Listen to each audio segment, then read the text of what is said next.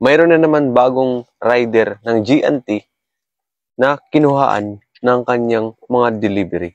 So makikita natin yung rider is bumaba siya. Ayan, pagmusta natin mga kaibigan. Tapos meron siyang parcel na kukunin upang ihatid doon sa nag-order. Pagmasdan natin mga kaibigan kung ano yung nangyari. Pag makita mo ang full video na ito, ay talaga namang magagalit ka at bubuhos ang galit mo sa mga gumawa sa kanya. Pagmasdan natin. So ayan, makikita natin yung nakamotor, parang nagmamasid sa kanya. Tapos yan, yung isa rin nakamotor, dumaan rin. Parang nagmamasid sa kanya kung ano yung kilos niya. Ayun pa yung isa. Ayan, kinikuha niya na yung parcel na i-deliver niya. So ayan, tumawid siya mga kaibigan. Pagmasdan natin yung mga sunod na anggulo.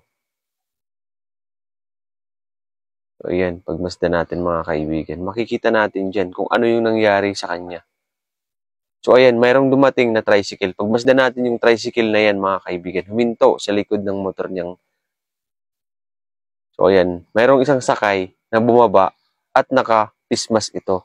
Ayan, nakabunot sa kanyang muka. So ayun, kinuha ang parcel niya.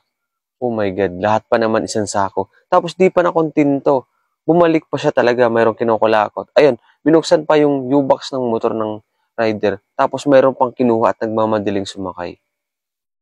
So ngayon, kaibigan, kinuha ang kanyang parcel at dali-daling umalis ang mga to. So makikita natin kung ano yung reaksyon ng rider pagkabalik niya after niya mag-deliver ng kanyang parcel. Makikita natin yan mga kaibigan. Pagmasdan natin, grabe talaga.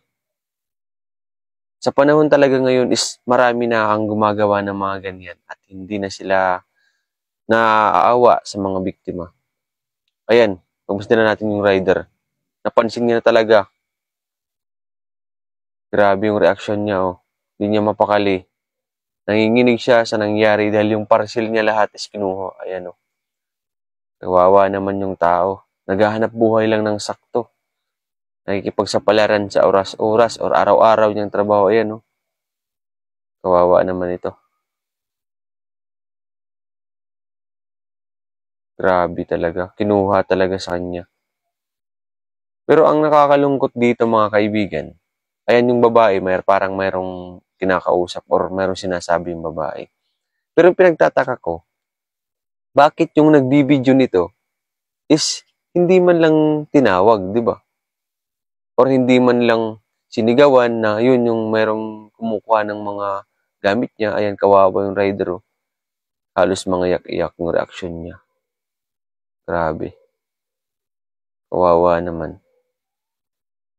Maghahanap buhay lang yung tao. Magkano lang yung kinikita sa pag-rider sa bawat item. Tapos kukunin pa lahat. Grabe oh. Napaupo talaga siya. Ayan oh. Napapansin natin. Kinakausap na ng babae. Kawawa naman yung tao. Mga kaibigan, pwede bang i-share nyo ito para ma-actionan kung sino man po yung kumuha ng parcel niya, mga kaibigan. No? Kawawa naman yung tao na naghahanap buhay. So ayan, ano kayang gagawin niya? Ayan, ang akin lang mga kaibigan, bakit yung kumuha ng video is hindi man lang nag-react. At alam niya naman siguro na kinuha yung parcel. Ay nahabulin niya. Ay nahabulin niya siguro yung kumuha. Pero yung paghabol niya is pakaliwa. Tapos yung kumuha is pakanan dun sa likod ng banda ng motor niya. So, pakishare naman mga kaibigan para mas makaalam at matukoy na ang kumuha ng parcel ni Kuya. Kawawa naman yung rider na naghahanap buhay lang.